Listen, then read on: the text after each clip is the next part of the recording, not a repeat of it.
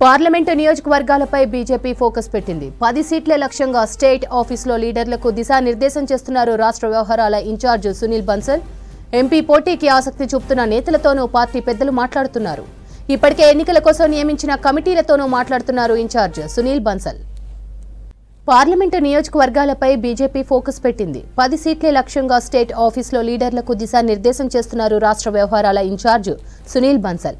MP పోటీకి ఆసక్తి చూపుతున్న నేతలతోనూ పార్టీ పెద్దలు మాట్లాడుతున్నారు.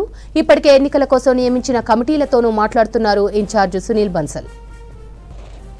పార్లమెంటు నియోజకవర్గాలపై బీజేపీ ఫోకస్ పెట్టింది. 10 సీట్ల లక్ష్యంగా స్టేట్ ఆఫీసులో లీడర్లకు దిశానిర్దేశం చేస్తున్నారు రాష్ట్ర వ్యవహారాల ఇన్ఛార్జ్ సునీల్ బన్సల్.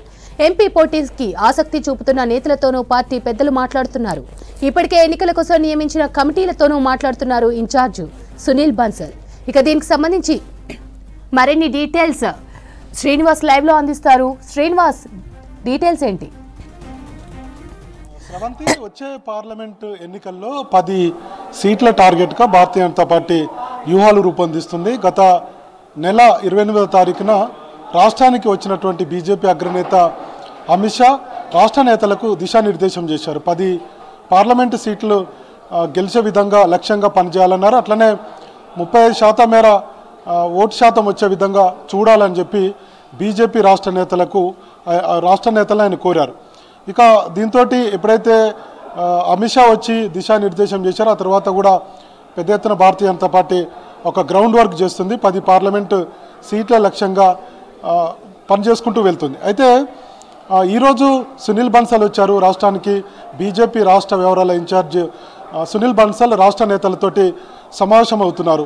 ఇప్పుడు భారతీయ జనతా పార్టీ సంబంధించినటువంటి నేతలతో సమావేశమయ్యారు. 17 పార్లమెంటు సీట్లుంటే వాటిని ఒక్కొక్కరికి 3 నుంచి 4 పార్లమెంటు సీట్లను కేటాయించి క్లస్టర్లుగా ఏర్పాటు చేసుకుంది. సో ఈ క్లస్టర్ల ఇన్ఛార్జీలతోటి ఆయన సమావేశం అవుతున్నారు. దీంట్లో ఎప్పుడు సమావేశాలు నిర్వహించాలి, ఏ విధంగా ప్రచారం నిర్వహించాలనే దాని మీద చర్చిస్తున్నారు.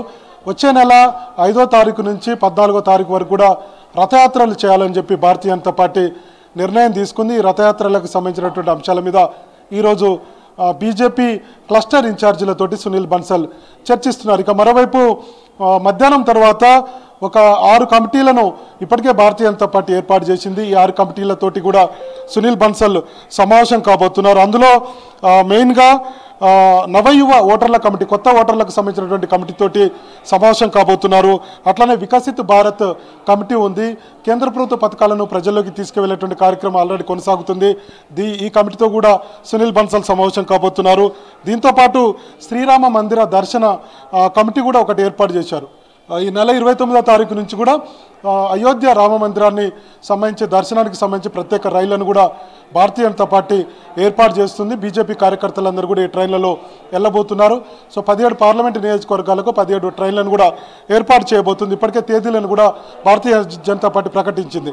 దీనికి సంబంధించినటువంటి అంశాల మీద కూడా ఈరోజు సమావేశంలో చర్చించేటువంటి అవకాశం ఉంది. ఇక దీంతోపాటు గావ్ చలో బస్తీ చలో అంటే ఒకే రోజున కార్యక్రమం పెట్టుకోబోతున్నారు. మొత్తం దేశవ్యాప్తంగా కూడా ఒక తేదీని ఖరారు చేసి సో ఆ రోజు గావ్ చలో బస్తీ చలో కార్యక్రమానికి వెళ్ళబోతున్నారు. గ్రామాలకు పెద్ద ఎత్తున బీజేపీ క్యాడర్, అట్లనే బస్తీలకు, పట్టణాలకు కూడా బీజేపీ క్యాడర్ వెళ్ళి భారతీయ జనతా పార్టీ వైపు ప్రజలను తిప్పుకునేటువంటి ఒక కార్యక్రమాన్ని కూడా భారతీయ జనతా పార్టీ రూపకల్పన చేసింది.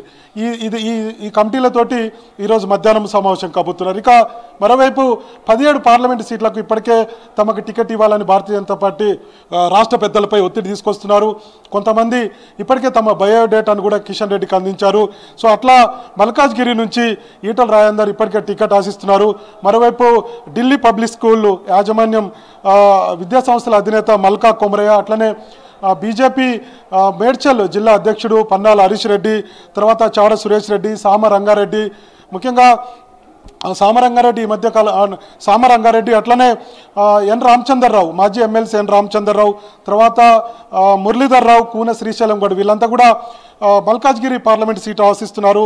ఇంకా మరోవైపు చేవెళ్ల పార్లమెంటు నుంచి కొండ విశ్వేశ్వరరెడ్డి ఇప్పటికే దాదాపుగా టికెట్ ఖరారైనట్టుగా ప్రచారం జరుగుతుంది. ఆయన కూడా చేవెళ్ల నుంచి టికెట్ ఆశిస్తున్నారు. అట్లనే బీజేపీ అధికార ప్రతినిధి కృష్ణసాగర్ రావు కూడా ఆయన కూడా నాకు చేవెళ్ల పార్లమెంటు టికెట్ ఇవ్వాలని కోరినట్టుగా తెలిసింది. సో ఆయనతో పాటు ఇక మరి హైదరాబాద్ నుంచి ఉమారాణి బీజేపీ రాష్ట్ర కార్యదర్శి ఉమారాణి కూడా తనకు టికెట్ ఇవ్వాలని ఇప్పటికే కిషన్ రెడ్డి కలిసి కోరారు. అట్లనే మహబూబ్నగర్ నుంచి డీకే అరుణ టికెట్ ఆశిస్తున్నారు. ఆమెతో పాటు శాంతి కుమార్ బీజేపీ కోశాధికారి శాంతి కుమార్ కూడా అక్కడి నుంచి టికెట్ ఆశిస్తున్నారు. ఆయనతో పాటు దిలీప్ ఆచారి కూడా బీజేపీ అధికార ప్రతినిధిగా ఉన్నటువంటి దిలీప్ ఆచారి కూడా మహబూబ్నగర్ టికెట్ కావాలని ఇప్పటికే బయోడేటాని ఇచ్చారు కిషన్ రెడ్డికి. ఇంకా తర్వాత నాగర్ కర్నూలు నుంచి మాజీ ఎస్సీ కమిషన్ సభ్యులు రాములు టికెట్ కోసం ప్రయత్నాలు చేస్తున్నారు.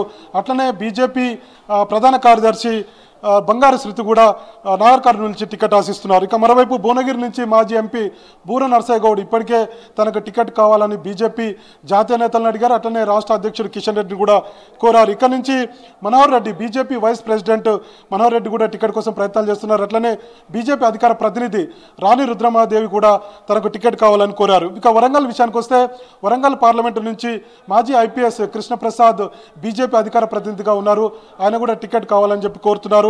మరోవైపు కొండేటి శ్రీధర్ కూడా తనకు టికెట్ కావాలంటున్నారు. అట్లనే కడియం కళ్యాణ్ కూడా యువనాయకుడు కడియం కళ్యాణ్ కూడా తనకు టికెట్ ఇవ్వాలి వరంగల్ ఎంపీ అని చెప్పి కోరుతున్నారు. ఇది ఎస్సీ పార్లమెంటు నియోజకవర్గం. ఇక అట్లనే ఖమ్మం నుంచి ఈవి రమేష్ విద్యా సంస్థలకు సంబంధించినటువంటి అధినేతగా ఉన్నారు. ఆయన కూడా ఈవి రమేష్ భారతీయ జనతా పార్టీలో కార్యవర్గ సభ్యులుగా ఉన్నారు.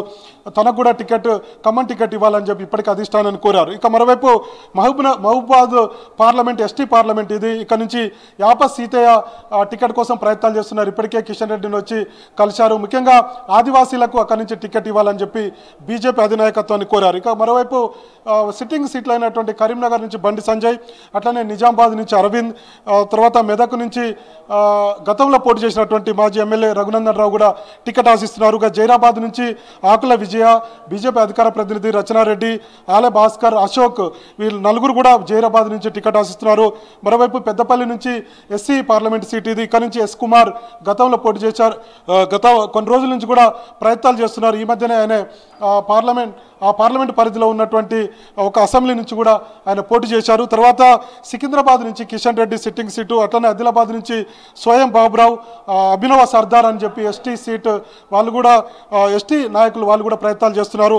మరోవైపు నల్గొండ నుంచి బలమైనటువంటి అభ్యర్థి కోసం భారతీయ జనతా పార్టీ ప్రయత్నాలు చేస్తుంది. ఈ విధంగా కొంతమంది ఇప్పటికే బీజేపీ నాయకత్వానికి తమకు టికెట్లు కావాలని చెప్పారు. మరోవైపు నియోజకవర్గాల్లో పోటాపోటీగా ఫ్లెక్సీలు పెడుతున్నారు. ఇంకొక వైపు వాల్ రైటింగ్ చేస్తున్నారు. ఎందుకంటే బీజేపీ సర్వేలు చేయిస్తుంది పెద్ద ఎత్తున ఏ పార్లమెంటు నియోజకవర్గాల్లో ఏ అభ్యర్థికి టికెట్ ఇస్తే గెలుస్తారనేటువంటి విషయాల మీద కూడా సర్వేలు కొనసాగుతున్నాయి. కాబట్టి సర్వేలో తమ పేరు ఉండేందుకు ప్రయత్నాలు చేస్తున్నారు. అందులో భాగంగా పెద్ద ఎత్తున ఫ్లెక్సీలు ఏర్పాటు చేసుకుంటున్నారు. మొత్తానికి భారతీయ జనతా పార్టీ 10 పార్లమెంటు సీట్ల టార్గెట్గా ఒక గ్రౌండ్ వర్క్ జరుగుతుంది. ఈ నెల 28వ తారీఖున బీజేపీ అగ్రనేత అమిత్ షా కూడా రాబోతున్నారు. 3 పార్లమెంటు నియోజకవర్గాలకు సంబంధించి సమావేశం కాబోతున్నారు. హైదరాబాద్లో ముఖ్యంగా ప్రభావిత ఓటర్లతో కూడా ఆయన సమావేశం కాబోతున్నారు. సో మొత్తానికి భారతీయ జనతా పార్టీ కమిటీలు ఏర్పాటు చేసుకోవడం, తర్వాత పెద్ద ఎత్తున గ్రౌండ్లోకి వెళ్లే విధంగా సమావేశాలు జరుగుతున్నాయి. ఈరోజు సునీల్ బన్సల్ కూడా రాష్ట్ర బీజేపీ నేతలతో సమావేశం ప్రచారానికి సంబంధించినటువంటి ఒక కసరత్తు అయితే జరుగుతుంది. త్వరలోనే ఒక గ్రౌండ్లోకి వెళ్ళేటువంటి కార్యాచరణ రూపొందిస్తున్నారు. శ్రవంతి.